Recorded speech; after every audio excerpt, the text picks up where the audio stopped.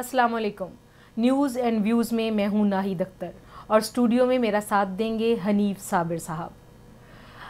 Senior analyst हैं और इनसे हम जानने की आज कोशिश करेंगे कि बल्कि इनका एनालिसिस लेंगे एक दो बातों पे जो मैं पहले ही आपको बता देती हूँ। एक तो बजट अहेड है। बजट आपको पता है इस माली साल अगले माली साल का जो है वो कुछ मुख्तलिफ होगा। कोरोना की वजह से और मुआशी पॉलिसियाँ जो पूरी दुनिया में चेंज हो रही हैं, हमारे यहाँ भी कुछ ना कुछ तब्दीलियाँ आएंगी।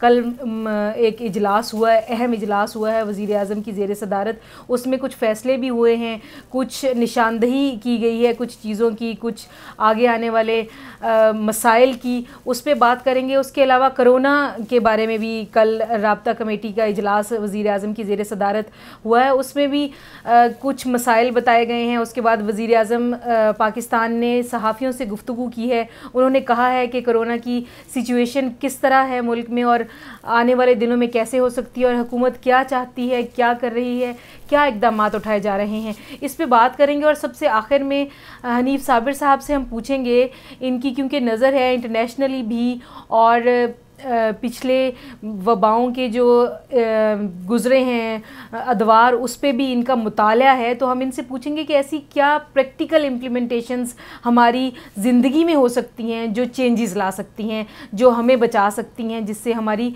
ज़िंदगी बच सकती है, हम महफूज रह सकते हैं। Welcome to the studio sir. Sir सबसे पहले जैसे कि मैंने कहा है कि बजट जो आ रहा है अगले साल का, अगले माली साल का, उस पर क्या क्या तब्दीलियाँ, क्या क्या फ़ैसले आपको नज़र आ रहे हैं? बिस्मिल्लाहिर्रहमानिर्रहीम। बहुत शुक्रिया नाहिद। जो आने वाला बजट है अगले माली साल के लिए, वो पाकिस्तान का बिल्कुल मुख्तलिफ बजट होगा। उसकी वजह यह है कि पिछले बजट के या ये जो हालिया बजट चल रहा है, इसके सारे एदाद-ओ-शुमार, हुकूमत के सारे अहदाफ, मुआशी तरक्की के तमाम जितने हमने पैरामीटर्स तय किए थे और जो अहदाफ मुकर्रर किए थे, हर चीज़ धरी की धरी रह गई। ये सिर्फ पाकिस्तान में नहीं हुआ, पूरी दुनिया में कोरोना ने मईशत को लपेट कर रख दिया है। बड़े बड़ी हुकूमतें, बहुत बड़ी बड़ी मुआशी ताकतें, बहुत बड़ी बड़ी कंपनियां दिवालियापन की तरफ जा रही हैं। बिल्कुल। लोग एक एक मुल्क में लाखों मिलियंस के हिसाब से लोग बेरोज़गार हो रहे हैं। जब लोग बेरोज़गार हो रहे हैं, जब कारोबार बंद हो रहे हैं, तो उस वक़्त हुकूमतों की आमदनी भी कम हो रही है। जब लॉकडाउन होता है तो वो लॉकडाउन सिर्फ लोगों के लिए नहीं है। उस लॉकडाउन में जब कारोबार बंद है तो फिर हुकूमत की आमदनी भी कम होती है, क्योंकि जब मईशत चलती है, जब तजारत होती है, जब सनत चलती है, तो उसमें से टैक्स मिलता है गवर्नमेंट को। और ख़ास तौर पे हमारे जैसे ममालिक में जहाँ पे इनडायरेक्ट टैक्सेस लगे हुए हैं, इनके लोगों चीज़ों की सेल के ऊपर टैक्स है सारे का सारा। बिल्कुल। बिजली इस्तेमाल करेंगे तो बिजली के ऊपर टैक्स है, लेकिन जब कारखाने बंद हैं, जब दफातर बंद हैं और बिजली की खपत कम हुई, तो फिर गवर्नमेंट की उस पर लगे हुए टैक्सों की आमदनी भी तो कम हो गई। जी बिल्कुल। जब चीज़ें मार्केट में सेल नहीं हो रही, ट्रांसपोर्ट नहीं चल रही, महदूद हो गई बहुत ज़्यादा, 2.5 महीने चली ही नहीं है ट्रांसपोर्ट, तो पब्लिक ट्रांसपोर्ट में जितना डीजल इस्तेमाल होता था, जो पेट्रोल इस्तेमाल होता था, उन गाड़ियों में जो कंज्यूम होता था, उस पे जो टैक्स गवर्नमेंट लेती थी, वो टैक्स भी तो गया। बिल्कुल। तमाम चीज़ों पे अब देखें ना, एक एक चीज़ जो मार्केट में फ्लोट कर रही है, हर उस चीज़ पर टैक्स है। और वो चीज़ जब बिकती नहीं है, जब उसकी मोबिलिटी नहीं है माशरे के अंदर, तो उससे गवर्नमेंट की आमदनी कम होती है। हमारे यहाँ पे मजमूई तौर पर अभी तक के जो इदाद-ओ-शुमार बताए गए हैं, वो 30% तक, कोई कमोबेश 30% तक जो है वो टैक्स कलेक्शन मुतासर हुई है। अच्छा, एक ये है कि गवर्नमेंट की आमदनी कम हो गई। अब दूसरी तरफ दुनिया भर की हुकूमतें लोगों को रिलीफ पैकेज दे रही हैं। बिल्कुल। हमारे यहाँ पे भी दिया गया। आप उसको, जिन लोगों को 12-12 हज़ार रुपये 3 माह के लिए दिए गए हैं, या दिए जा रहे हैं, ये चीज़ प्रोसेस में है, वो सारा पैसा गवर्नमेंट ने इसी सिस्टम में से निकाला है। बिल्कुल। अच्छा, फिर सब्सिडीज दे रही है गवर्नमेंट। अच्छा, टैक्सों की शरह कम कर रही है गवर्नमेंट। बैंकों की शरह सूद कम हो गई, उन बैंकों की आमदनी मुतासर हुई ना।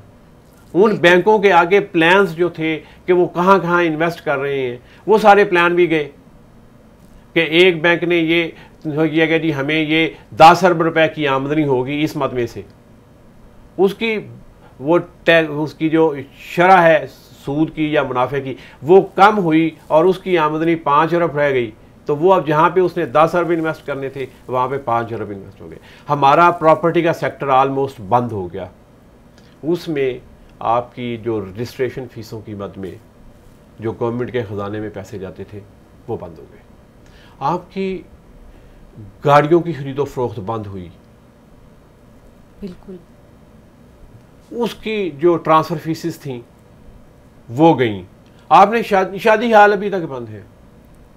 आप कभी तसव्वुर कर सकते हैं कि एक शादी हाल बंद होने से कितनी तजारत, कितनी सनत और कितना बिजनेस मुतासर होता है।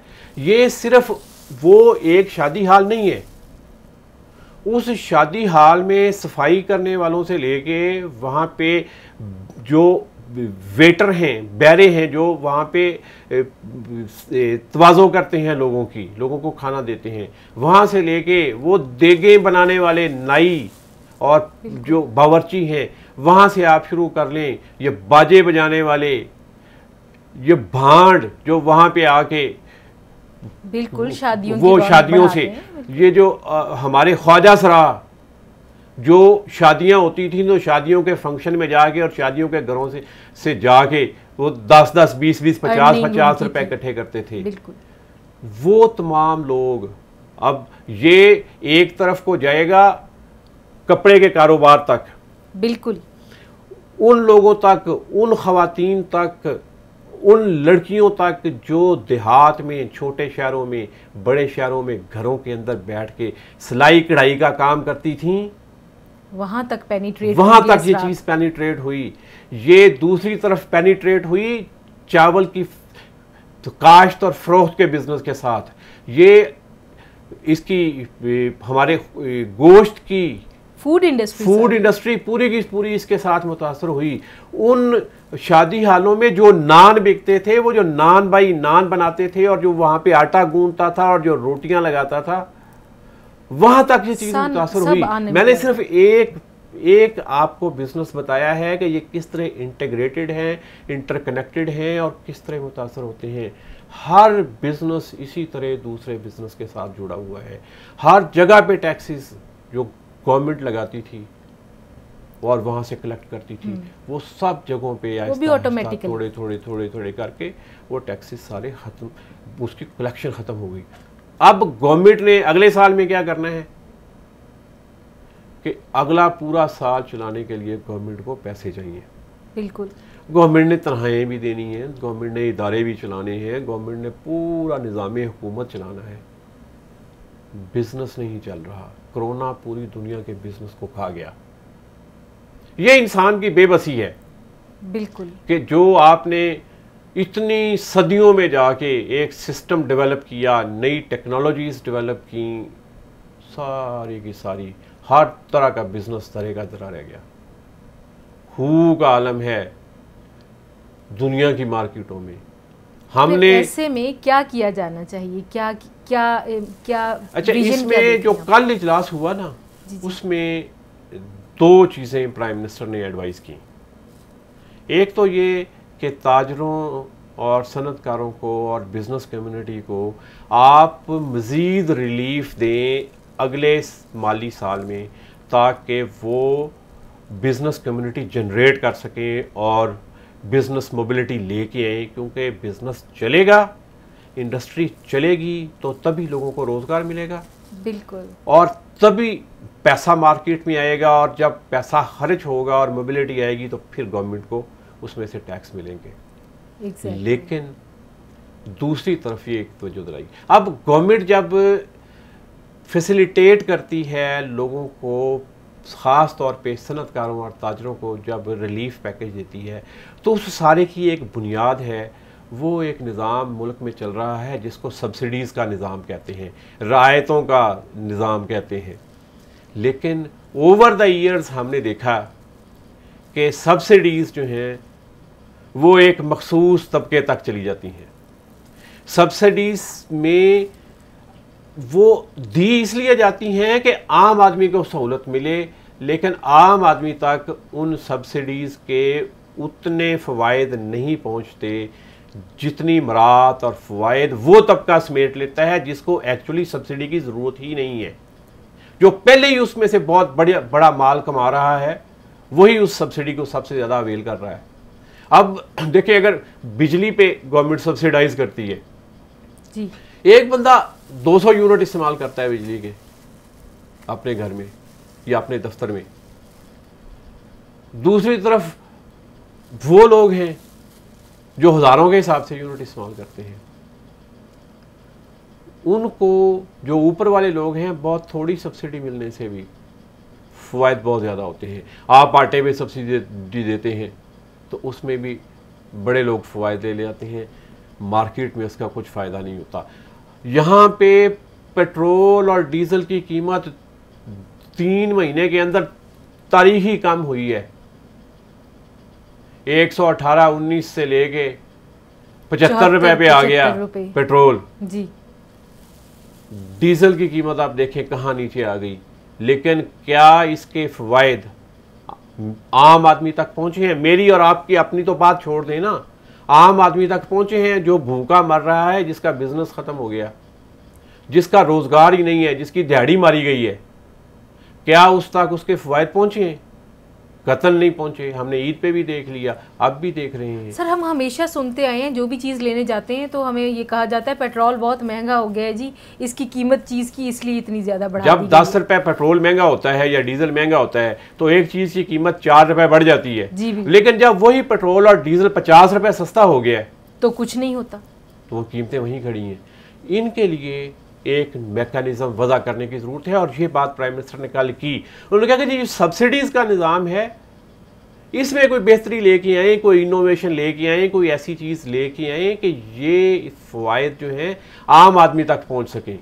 मैं यूटिलिटी स्टोर्स पर सब्सिडी के ख़िलाफ़ बात नहीं कर रहा, लेकिन आप मुझे ये बताएं कि 5000 यूटिलिटी स्टोर्स जो मुल्क में कायम हैं वो 22 करोड़ की आबादी को कैसे कोप करेंगे, किस तरह कर सकते हैं? क्या उनको सप्लाई दे सकते हैं? क्या आप बलूचिस्तान के, क्या आप सिंध के, जनूबी पंजाब के, खैबर पख्तूनख्वा के, गिलगित बल्तिस्तान, कश्मीर के दूर दराज देहात में, छोटे कस्बात में रहने वाले लोगों को वो रायत, वो सब्सिडी जो है उसका फ़ायदा पहुंचा सकते हैं? वो फ़ायदा तो फिर बड़े शहरों में रहने वाले, और वो भी बड़ी तादाद का उस पर इत्माद ही नहीं रहा। पिछले 20 साल के दौरान यूटिलिटी स्टोर्स के साथ जो कुछ हुआ है और जिस तरह की मार्केट सिचुएशन है, हर बंदा वहाँ पे जा भी नहीं सकता, वहाँ पे इतनी गुंजाइश नहीं है। गवर्नमेंट कोशिश करती है, लेकिन उसका कोई ऐसा बेहतर मैकेनिज़्म बनना चाहिए।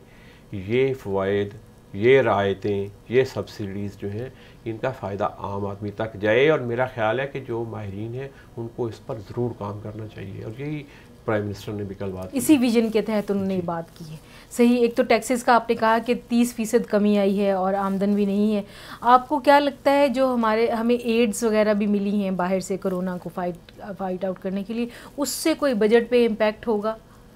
जी, थोड़ी सहूलत ये मिलेगी कि जो कर्ज़े जो हैं उनकी किस्तें डेफर हो रही हैं, लेकिन उसमें भी गवर्नमेंट ने क्लियर किया कि जी हम जो कमर्शियल कर्ज़े हैं उन पे शायद ये सहूलत ना लें। लेकिन देखें, जो हुकूमत का हमारा निज़ाम चल रहा है पूरे का पूरा, इस पे फॉरेन रिजर्व्स का, ज़र मुबादला का, वो हमारा फॉरेन रिमिटेंसेस पे है। जो ओवरसीज़ पाकिस्तानीज़ जो पूरी दुनिया में फैले हुए हैं वो डॉलर्स भेजते हैं, वो डॉलर गवर्नमेंट अपने पास होल्ड करती है, और उनके लोग आगे जो हैं वो बैंकों से या जो हमारे मनी चैनल्स हैं जिनके ज़रिए वो पैसा आता है, वो वहाँ से उनके घरों वाले या वो खुद जो है वो लोकल पाकिस्तानी करेंसी ले लेते हैं। ये गवर्नमेंट को उसका फ़ायदा होता है, वो उसके पास स्टॉक बैंकों के पास और स्टेट बैंक के पास होल्ड हो जाते हैं। लेकिन जो लोग यूरोप में और अमेरिका में रह रहे हैं, जो सऊदी अरेबिया में, यूएई में, यूके में, ये सब 5 सबसे बड़े हब हैं ये पाकिस्तानी ओवरसीज़ पाकिस्तानी जो हैं उनके, वहाँ पे कितनी बुरी सूरत हाल है बिज़नेस की। तो वहाँ पे जो रहने वाले हैं वो भी तो मुतासर हुए हैं, उनका कारोबार भी तो ख़त्म हो गया ना, वहाँ पे उनकी आमदनी तो कम हुई है, और जब उनकी आमदनी कम हुई है तो फिर वो अपने घरों वालों को कम पैसे भेज रहे हैं, और जब वो कम पैसे भेज रहे हैं तो उनके घर वाले जो पैसे खुले खर्च करके यहाँ पे मार्केट में, तो एक सोशल मोबिलिटी का, ये इसकी मनी मोबिलिटी का बायस बन रहे थे, वो भी ख़त्म हुआ। और जो हुकूमत के पास डॉलर्स आ रहे थे वो भी कम हुए। अब गवर्नमेंट को ये भी अरेंज करना पड़ेगा, अपना अगला पूरा साल चलाने के लिए पैसा भी अरेंज करना पड़ेगा कि आप किस तरह, आप टैक्स तो बढ़ा नहीं सकते, it is already challenging. Tax की बेस आप बढ़ा नहीं सकते, टैक्स की बेस तो सुकड़ गई। जब बिजनेस सुकड़ा तो टैक्स की बेस भी सुकड़ गई ना, कि आप कितनी जगहों से टैक्स, एक कहाँ पे आप 50 लाख दुकानों से और बिजनेसेस से टैक्स इकट्ठा करें, और वो अगर 20 लाख से इकट्ठा करेंगे तो फिर उतना बिजनेस का आपका कम होगा, उनका टैक्स भी उतनी कलेक्शन उसकी कम होगी। गवर्नमेंट को ये, मैंने कहा ना, ये एक बड़ा डिफरेंट किस्म का बजट होगा, और इन तमाम चैलेंजेस के साथ गवर्नमेंट को आगे जाना है। अनएम्प्लॉयमेंट की आपने निशानदेही भी की, 1-2 सेक्टर्स की मिसाल देके, जैसे होटल इंडस्ट्री आपने कहा, शादी हॉल्स पे आपने कहा कि इस तरह जो पाबंदियां लगाई गई हैं उसकी वजह से भी प्रॉब्लम्स आ रहे हैं, बहुत सारे लोग अनएम्प्लॉय हो गए हैं। उसके अलावा भी बहुत सारे सेक्टर्स हैं, जैसे आप कह रहे हैं कि हर चीज़ दूसरे कारोबार के साथ कनेक्टेड है। अनएम्प्लॉयमेंट को कैसे एड्रेस करने की कोशिश की जा सकती है बजट में? देखिए, हमारे यहाँ पे एक बड़ा डिबेट चल रहा है लॉकडाउन के हवाले से, सही, कि लॉकडाउन होना चाहिए या नहीं होना चाहिए, कम होना चाहिए, ज़्यादा होना चाहिए, एब्सोल्यूट लॉकडाउन होना चाहिए, स्मार्ट लॉकडाउन होना चाहिए, या बिल्कुल नहीं होना चाहिए। लेकिन हमें ये बात जहन में रखनी चाहिए, वो लोग जो इस डिस्कशन में ज़्यादा एक्टिवली हिस्सा लेते हैं, और वो लोग जो मीडिया पे भी और सोशल मीडिया पे भी इस पर बहुत सी बात करते हैं, कि सारे लोग सरकारी मुलाजिम नहीं हैं। बिल्कुल, ये सरकारी मुलाजमीन हैं या प्राइवेट सेक्टर के वो बहुत हाईली स्किल्ड मुलाजमीन जो उन बिजनेसेस की और उन इदारों और उन कंपनियों की मजबूरी है कि वो उनको रखें, वरना वो किसी दूसरी जगह चले जाएंगे। उनको छोड़ के बाकी तमाम प्राइवेट सेक्टर मुतासर हुआ है। आप मीडिया से हम वाबस्ता हैं, मीडिया इंडस्ट्री में कितनी बुरी हालत हुई है, पहले ही तबाही थी, और ये कोरोना आने के बाद पिछले 3 महीने में जो हाल हुआ है वो सबके सामने है कि कितनी बड़ी तादाद में लोग बेरोजगार हो गए। उन सब का भी तो सोचें। जो दिहाड़ीदारी करता है, अगर कंस्ट्रक्शन का सेक्टर थोड़ा बहुत नहीं खुलेगा तो वो लोग जो मजदूरी करते हैं वो कहाँ जाएंगे? सेक्टर तो खोल दिया गया ना, लेकिन एक्टिविटी अभी तक पूरी तरह शुरू नहीं हुई। बिल्कुल, मैंने खुद मुख्तलिफ शहरों में विज़िट किया, गया मैं ईद के मौके पे। मैंने कई लोगों से पूछा जो मेरे बहुत करीबी भी हैं, जिनके साथ ये बात हो भी सकती थी। तो मैंने कहा जी, आपका अभी काम शुरू नहीं हुआ, गवर्नमेंट ने तो आपका सेक्टर खोल दिया। तो कहने लगे जी, गवर्नमेंट ने तो ये सेक्टर खोल दिया है, लेकिन जो लोग इसके कारखाने चला रहे हैं, फैक्ट्रियां चला रहे हैं, मिलें चला रहे हैं, उन्होंने अभी काम शुरू नहीं किया। मैंने कहा जी, काम क्यों शुरू नहीं किया? उन्होंने कहा जी, गवर्नमेंट 15-16 तारीख को, 20 तारीख को ये सेक्टर खोलने का ऐलान कर रही है। तो वो जो कारखानादार, वो जो कारोबार का मालिक है, वो ये सोचता है कि अगर आज मैंने ये कारोबार खोल दिया तो मुझे तो पूरे महीने के पैसे देने पड़ेंगे अपनी लेबर को। अच्छा, तो वो ये ईद की छुट्टियां गुजारने के बाद जून में, ये मई की बात है ना, तो उन्होंने कहा जी वो जून में कारोबार खोलेंगे, और प्रैक्टिकली ये हुआ है। सही। जब आप कंस्ट्रक्शन की बात करते हैं, कंस्ट्रक्शन इंडस्ट्री की भी बात करते हैं, हमारे ज़ीरो पॉइंट पे एक बहुत बड़ा मेगा प्रोजेक्ट है जो कंस्ट्रक्शन की तरफ जाना था लेकिन वो रुका पड़ा है, तो उससे भी मुझे थोड़ा सा अंदाज़ा हो रहा है कि अभी चीज़ें रुकी हुई हैं। ये देख लें, ये इस्लामाबाद है जहाँ पे बैठे हुक्मरानों ने ये लॉकडाउन में नरमी की, लेकिन आज के दिन में भी आप देख लें ना, काम वहाँ पे हो रहा है लेकिन उसकी स्पीड क्या है।